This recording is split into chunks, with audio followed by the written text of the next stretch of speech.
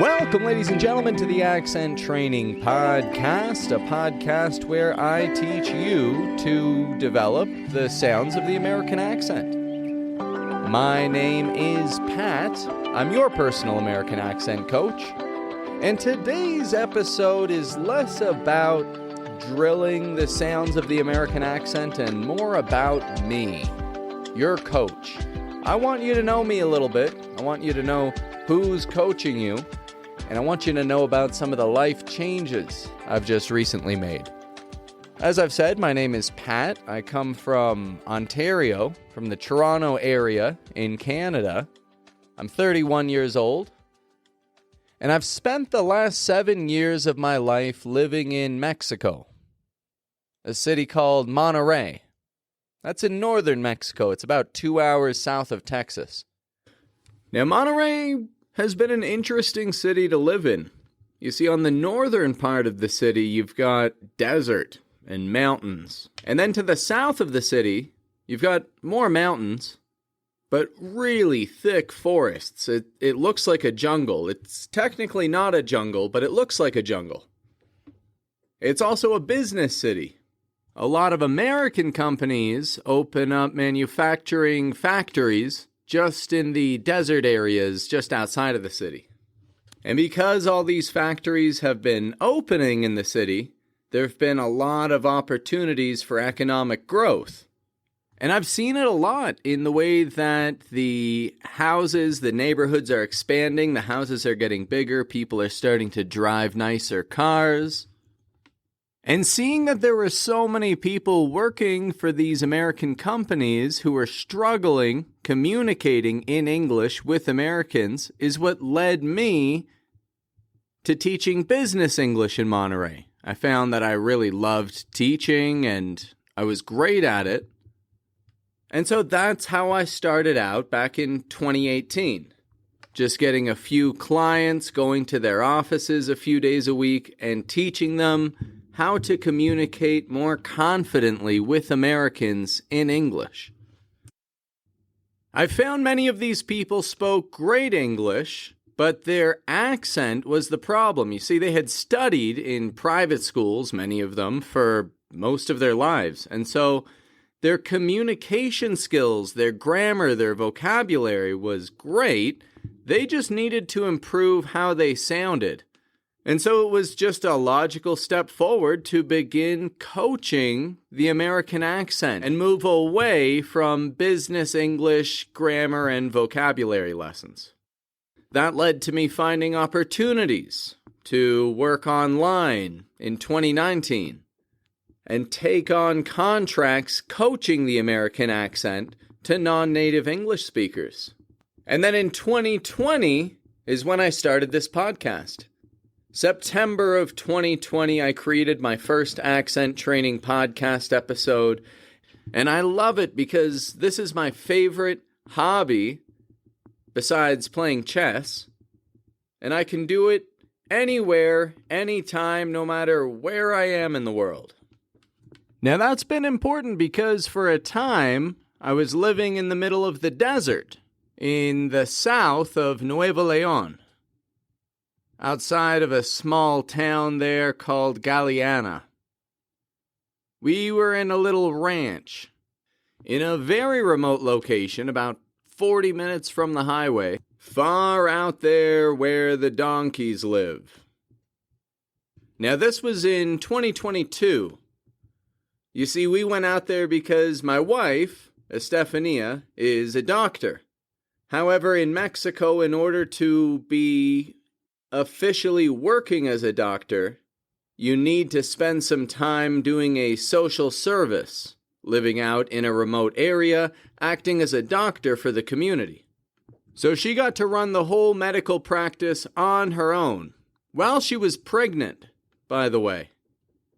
And I was there to make breakfast, teach the American accent, and keep podcasting. And every day was an adventure there with these wonderful people who would just constantly bring us food, make sure that we're okay, we got everything that we need. Wonderful people living out there in the northern Mexican desert. And while we were out there, we had a son. little baby boy. I don't talk much about him or put any pictures of him on social media just because I want him to make that decision for himself someday. You know, whether or not he wants to have his face all over the internet like I do. But I'm glad to tell you he is growing strong. He's learning how to speak. Of course, I'm teaching him the clearest pronunciation for everything he learns. And he really likes helping me set up chess pieces and then tossing them all underneath the couch for me to find later. Now, having a son has given me new priorities. You see, Monterey has a pollution problem, which never really bothered me that much until I started to hear my boy coughing at night. That made me think to myself, we gotta move to a city that has some cleaner air. We thought about this for a long time, and we looked at different cities in Canada. We looked at Toronto, the city I'm from, and unfortunately there's a problem there with our dog, Sasa. She's part pit bull, and she's a total sweetheart, very well trained and everything, but pit bulls aren't permitted in Ontario. Even if they're just part pit bull. You know, she isn't a full-on pit bull. If you were to look at her, you would think, oh, that's just a medium-sized mixed breed dog. But she has the facial features of a pit bull, and that could get her into some trouble. So we looked at other provinces. How about Nova Scotia? I've got family out in Nova Scotia, and we visited Nova Scotia in the summer. And you know what? It just didn't feel like home. Like, we got there and it felt like, well, I guess we're home now. It didn't feel like, oh, finally, we've made it home. So, Nova Scotia, we crossed it off the list. And so that opened up some new options. Montreal, Calgary, Vancouver. And so we looked at where would it be easiest for a Stefania to start working as a doctor. I mean, I'm a podcaster and an accent coach. I can work from anywhere that has a decent internet connection, right? Even if it's in the middle of the desert. But a Stefania is a doctor. And in order to specialize and qualify to work in Canada, she's better off living in a major city. And so between the options of Montreal, Calgary, and Vancouver, we found that Calgary seems to have some of the best options. It's a city which is growing very fast. Some of you may be even in Calgary right now. It has good, fresh mountain air. And I've got family out here as well. My brother lives out here. My dad lives out here. And so we said, you know what? Let's give Calgary a shot. And so back in September, we started planning our move to Calgary. You know, the budget, how are we going to get there? Because since we've got this wonderful little pit bull mixed breed dog, we can't bring her on a plane. It would be nice to just hop on a plane and fly up to Calgary in 6 hours, right? But the pit bull, no, they don't let any kind of guard dog on planes, like Dobermans, Rottweilers. If it looks scary, they send it away. And so this meant a road trip, because I'm not leaving my dog behind. If you're living in America or Canada, you may have noticed we love our dogs, right? We treat them like family. And so we planned from September to leave around the end of February, beginning of March. And once February 25th came around, we loaded up the truck and got moving. Our first day of driving, we drove from Monterey to a city called Acuña. That's on the border with Texas. My brother-in-law lives up in Texas, and so it was a great opportunity to pop in and have them send us off properly, right? We stayed there until Saturday, March 1st, and then we began our long journey. We drove from Acuña to San Antonio, Texas to begin. It took about 2.5 hours. Pretty easy trip. In San Antonio, we rented a car. Now, the car that we originally rented was not going to be big enough for the dog cage and the luggage and all of the baby toys. And so we had to upgrade. And so, of course, that meant a larger fee. And now renting this car, we only had it from San Antonio to Denver, Colorado.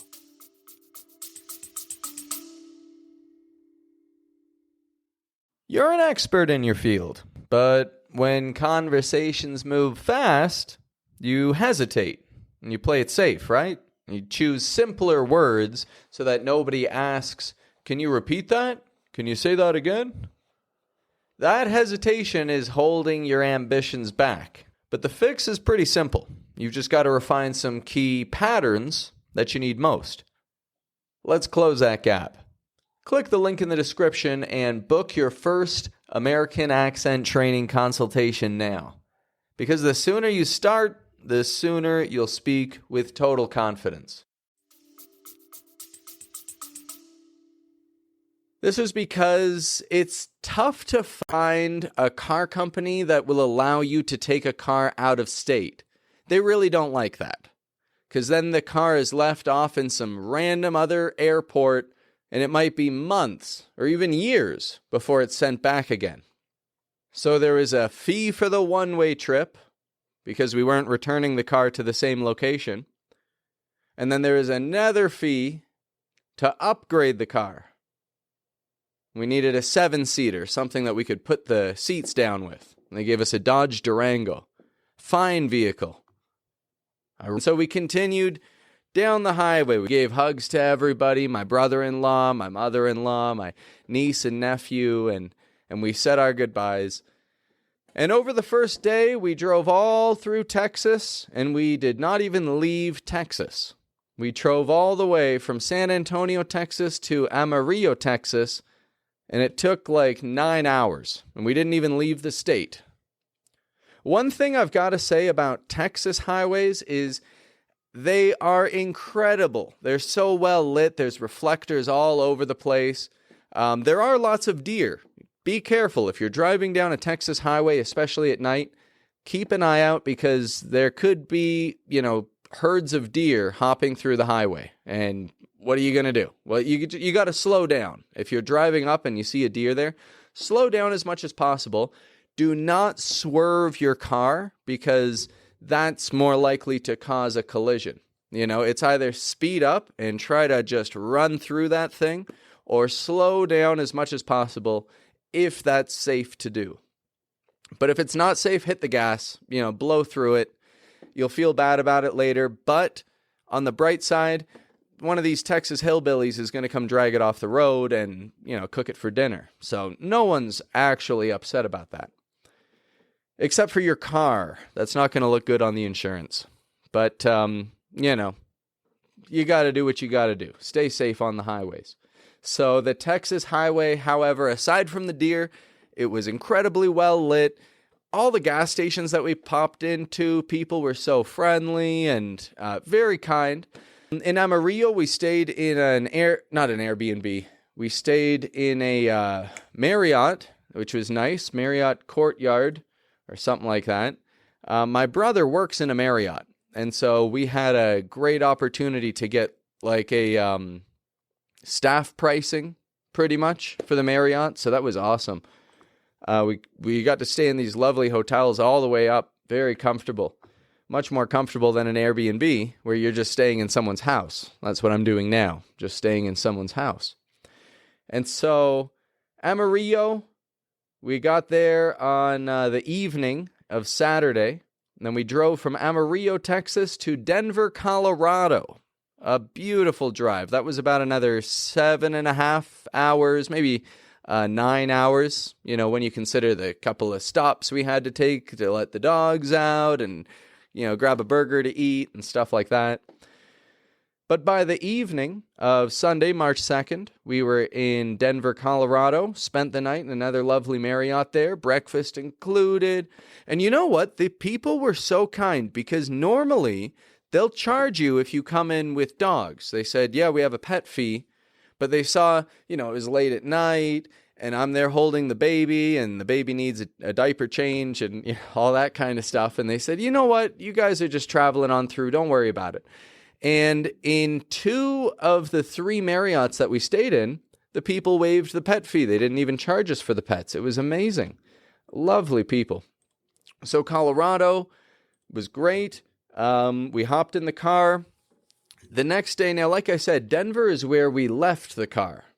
This means that we had to change to a new car. This is because we wanted to get something with snow tires, something that would be safe in case there's a snowstorm or, we're driving through a dangerous area. Who knows? You want to make sure that you're not stuck in the snow. After breakfast, after having a nice, easy morning in Denver, we drove the car to the airport, went to the Avis lot. I just told them, we've just got to unload everything from this car, load it into the next car. They said, oh yeah, just pull it off to the side. It's totally fine. They were very helpful, very kind. Of course, there were a few more upgrades. Now we had to make an upgrade. Again, I had reserved too small of a vehicle, and I had to upgrade it to a minivan because we figured, well, hey, a minivan, that's going to definitely give us all the space that we need. We loaded up everything, no problems, and headed on down the highway. That day, we just did a 5-hour drive from Denver, Colorado to Casper, Wyoming. Now, Casper was a pretty small city. There isn't much that we stopped to do or see there. We just slept for the night and got up, hit the ground running the next day, early in the morning, to finish off our trip driving to Great Falls, Montana. Great Falls, Montana is just about 2 hours from the Canadian border, and so it was pretty easy to get someone to come and pick me up there. I contacted my brother. He lives just outside of Calgary, and he agreed to come pick us up to finish off our journey arriving in Canada. And so once we arrived there, he was full of energy. He didn't want to stop and rest for the night. He said, let's just go right back. Let's get back there this evening. So we changed from our minivan, dropped it off at the Avis parking lot, packed up his minivan, and continued north to the Canadian border. Now, we assumed that getting to the Canadian border and through it would be pretty easy. As Canadians, we just show our passports and go through with very few questions. However, when you're traveling with a Mexican, it's another story.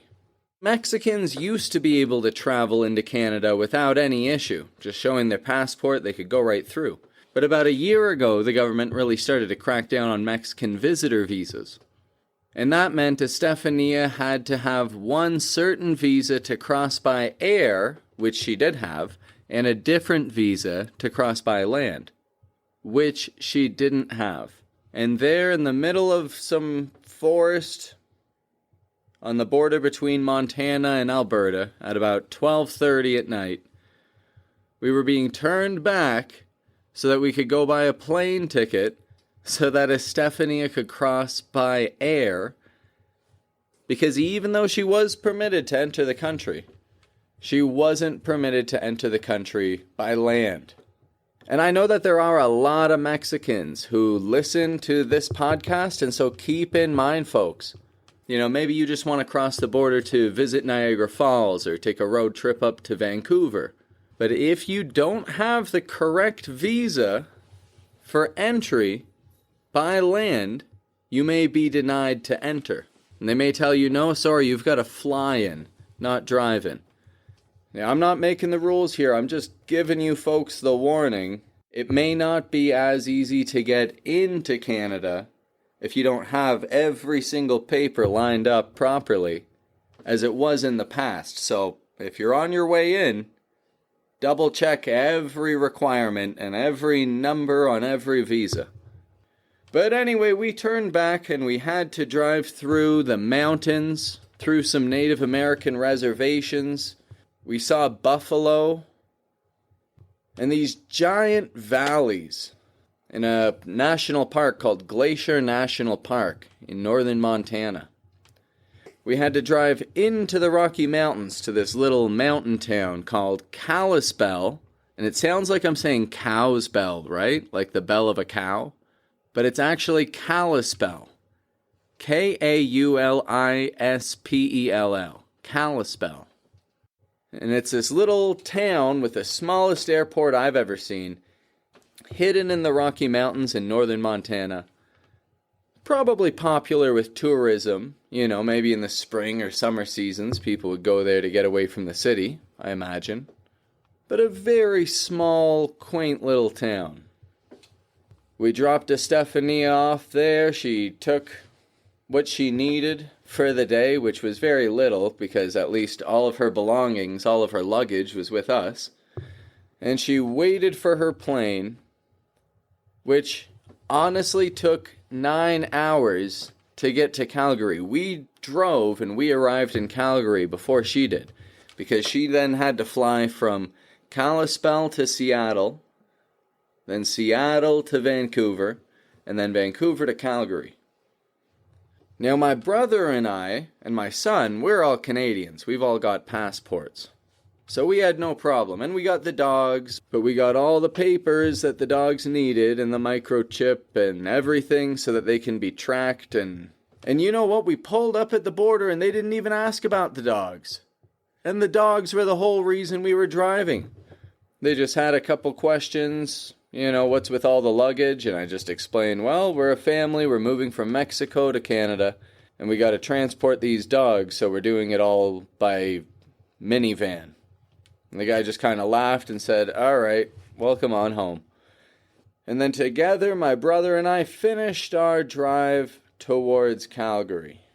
From that point, it was only about 2 hours away. And I felt the difference. I felt the difference being in a country that I'm a citizen of after being out of Canada for so long. So I felt at home, even though I haven't been to Alberta very much, just a couple of visits in the past. It feels nice to be somewhere that's familiar to me, because there are many things about this culture that are familiar to me compared to the Mexican culture where I've been for the last 7 years. Where there's always a new surprise, and I have just been open to new surprises. The next thing I did is I signed up for the Calgary Marathon. I need something to look forward to. And also, running is a good way to relieve some stress. I'm happy to say I've gone for 3 runs already. One was maybe 4 kilometers, and then the other 2 were about 11 kilometers. It's absolutely beautiful out there, and I'd say I actually prefer running in the cold to running in the heat that I've gotten used to running in Monterey. So I practice what I preach, folks, the commitment to your training. I'm doing it myself. I'm setting goals for myself, and I'm working to reach them. And through this commitment, I'm able to stay focused, keep on podcasting, keep on teaching my clients, and honestly doing what I do best. I have a very unique skill that I've developed here through the past 7 years of training, studying, learning about different languages, learning the differences in the movements, the articulations of different languages and how they compare to American English's articulation. And I'm happy to tell you folks, I'm not going to let all that time and energy that I've spent into developing this skill go to waste. I'm not going anywhere. Well, I got to get to wrapping this one up for today. I've got a lot to get to.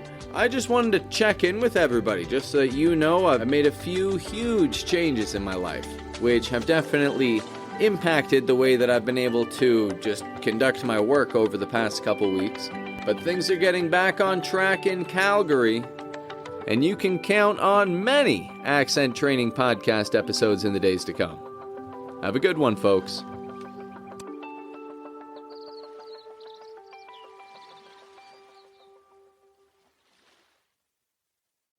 If you're still here, you're different. You're a 1%er, someone who follows through. And that tells me something important. You're serious about mastering your American accent. Do you want to speak English with the same clarity and confidence as in your native language?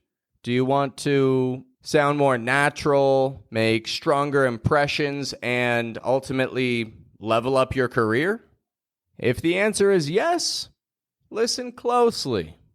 I have limited one-on-one coaching spots available, and they always fill up fast. With my system of training, you can count on real-time feedback, personalized exercises, and the exact strategies that top professionals use to sound clear, confident, and naturally American in key conversations. Now for you, this is going to mean confidently giving presentations, especially in front of your CEO.